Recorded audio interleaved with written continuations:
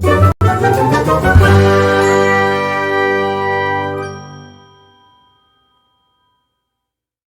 friends, welcome back to my channel. This is Alita and Jellybean, and Bella's in here too, but she's kind of doing her own thing because that's who she is. She drums to the beat of her own. She dances to the beat of her own drum. Sure. So we are going to be moving around some stuff. My shelves are going to stay in here, but my TBR carts and stuff are going to go into my room so that I have a little bit of books everywhere. I just got that room together recently, so now it looks really nice. So there's a bed with me and my husband each get our own in stand. We have a dresser with our TV on it, and then over in the little corner there's like this little square where there's a window and just some empty space. So I have my writing desk here with all my writing journals, and my current TBR is going to go there. Then against the wall is going to be my 2 TBR carts.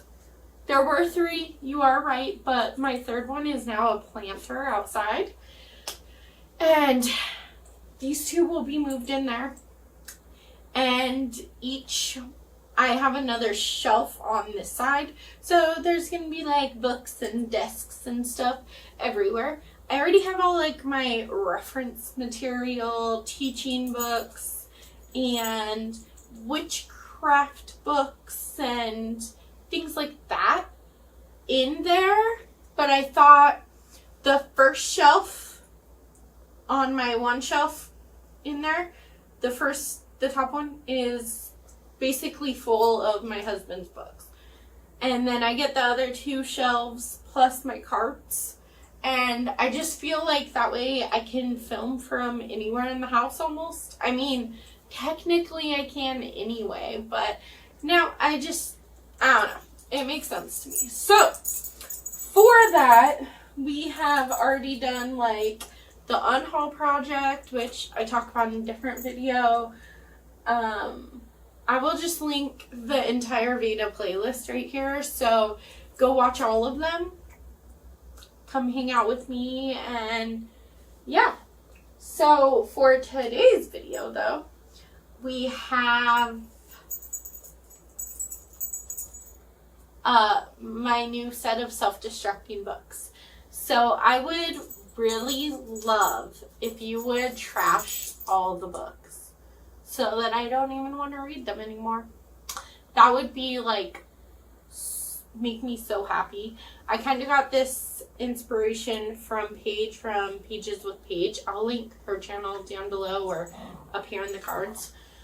But she does this thing, like self-destructing books came from Becca and the Books, where she picks like 10 books a year. And if you basically give yourself a time limit to read them. And if you haven't read them, then you unhaul them without being read. And that's fine. So that's what these books are. But Paige does it slightly different. She gives herself the year, but she also has everyone trash her TBR. Even if you haven't read these books, still tell me like why you haven't read them. If there's a specific reason, be like, oh, I heard it's really boring, or I heard the characters are super unlikable. Some of those might be reasons for me personally to keep them, but you never know. So just bring on all the comments in the comment section. Now we are going to try to make this fast because I think that was a very long intro. You're welcome. There's Faker by Sarah Smith. See, I love fake dating, and this is a rom-com with fake dating about this woman named Emmy who works at this construction company. She's like the office manager, but she says that she kind of fakes her way through life, and then her and a coworker start fake dating, but I think it becomes real. And like, fake dating is one of my favorite tropes. And I bought this because it was super relatable. Like, last year I felt like I was just faking my way through being a teacher. And so I was just like, oh, that would be so cute. But I haven't read it. Tried Sarah Smith's writing, and maybe I just wasn't in the mood for a romance, but there's something about it that I didn't particularly love. So that's number one. I'm not sure how many books I have here either. Then I have Sundial by Katrina Ward. Okay, I am halfway through this one, so maybe it only counts as half a book. It is getting to that point that I'm going to have to restart it if I don't finish it soon enough. I have no idea what this book is about, even though I'm halfway through. I just don't think that Katrina Ward's writing is for me, because I hated The Last House on Needless Street. Unpopular opinion, I know. And this one just isn't working for me. It's just, I don't know, her writing's weird. So if I don't read it here in a year, in August of 2024, it has to go away. Rules by Cynthia Lord. I thought this was a middle grade, but I think it's actually a young adult book. And I thought it was, I don't know what it is at all. I think that it follows this brother and sister. So I think the sister is Catherine and the brother is Ethan. And I think that Ethan has autism, and Catherine always thought that it was her job to take care of her baby brother, or her little brother. I think he's like 6. So they're like 6 years apart. But it's one that I'm intrigued by, but I'm not like 100% sold on it. I've had it for so long. Then I have Surviving the Applewhites by Stephanie S. Tolan. Honestly, this came in a grab bag. I paid $5 for a grab bag of like 40 books for my classroom, and this was one of them, but I don't think that this is for second graders. So yeah, I think it's more like young adult. Then People Like Her by Ellery Lloyd. This one I also started, and I usually like books that follow a stalker, and like she's an Insta mom. She's an Insta famous mom, and then she gets stalked in real life, and that's all that I know because I have started it, but I'm like 20 pages in and I was bored. But it was during my reading slump, so maybe that had something to do with it. Okay, then there's What She Gave Away by Catherine Riggs. I've just never heard anyone talk about this, but it's a thriller about revenge, and I thought that I liked revenge thrillers, but I think it just depends on the actual thriller. Remember, you should be playing along and like trashing all my books. Thank you. The Day He Left by Frederick Wessel. This is actually part of a violent crime investigations team mystery, and I think it follows a detective, and that's not normally my jam.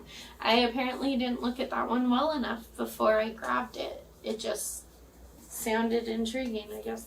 I think what happened was I read the first part, and the first part sounds really good because it's about this woman who doesn't listen to her husband anymore, and now he's missing. And then if you keep reading, it says something about a detective, and I don't like detective type novels.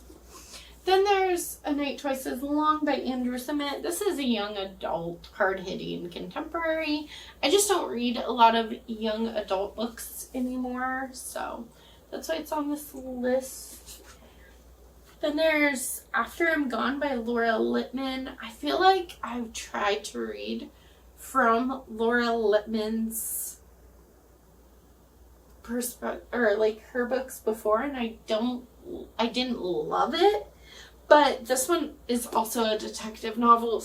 I'm not usually like a detective girl, so it's weird because I love shows that follow a detective, but I don't like following a detective in my books. Then there's Lone Woman by Victor Lavelle. This is historical fiction. I thought it was horror. It might be, but Gabby said it was really boring. Then, Beautiful Disaster. I was under the impression that this is new adult, but somehow I heard that this is a young adult romance, but I also thought that it was muddy. And I personally can't read about a couple of teenagers like that that doesn't work for me because I'm a 30-year-old woman. I don't want to read about 15-year-olds. Like, no, thank you. I mean, you could obviously change my mind if you need to, but I'm not really feeling that one. That one's probably going to get unhauled if I'm being honest. Book of Night by Holly Black. I'm about halfway done. Okay, no, I'm like 80 pages into this. It's so boring. Nothing is happening. You're following Charlie, who's like a drifter, kinda. She steals stuff, and I like her as a character. But I'm so bored. I have no idea what's going on in this book. I think it's like a shadow hunter. So I think Charlie steals things, and like they're living in this world where like you can steal people's shadows, and like shadow hunters are a thing. But I don't know, because I'm so bored. I'm so bored. Then The Green Beach File by K.A. Perry up again. I think this is another thriller. I think that it's a detective thriller. Oh. Legal mystery. Okay. But I don't know. I just haven't picked it up, so I guess let me know if I should. Then I have Replay by Ken Grimwood. I unhauled this. And then I saved it. But, see, Emily from Emily Fox, or Books with Emily Fox, whatever. I'll link her channel, like I said. She raves about this book, and she loves the time loop, element. And I love time loops in books. But for some reason, I'm so scared to read this. So someone just needs to push me into either reading it or just unhauling it. Like, one of those two things needs to happen. And then The Echo Room by Parker Peavyhouse. This is like a mystery, kind of like The Escape Room, I feel like, and they have to escape from something. However, it's young adult, and I thought it was adult, and I was really excited, but now I've kind of lost my excitement for it because it's young adults. So those are my books that are going to self-destruct in August of 2024. I'm going to count them and see if we think I can do it. So there's 4, 5, 6, 7, 8, 9, 10, 11, 12, 13, 14, 15. 15. But I'm halfway done with 2 of them. Yeah, okay, 15 books in 1 year. I guess we'll look back at this and decide how good I did. I think, let's see, my prediction, if I had to predict right now, I would say that these are all getting unhauled. So there's 1, 2, 3, 4, 5, 6, 7, 8, 9 that are being unhauled. And 1, 2, 3, 4, 5, 6. And 6 that I at least gave a shot, but that's optimism at its best, folks. Thank you so much for hanging out with me. Don't forget to like this video, subscribe to my channel, and tell Bella how beautiful she is, because she is very beautiful. Right, Mama? Right, Mama? Yeah. She's very beautiful. I will see you guys in the next video. Bye.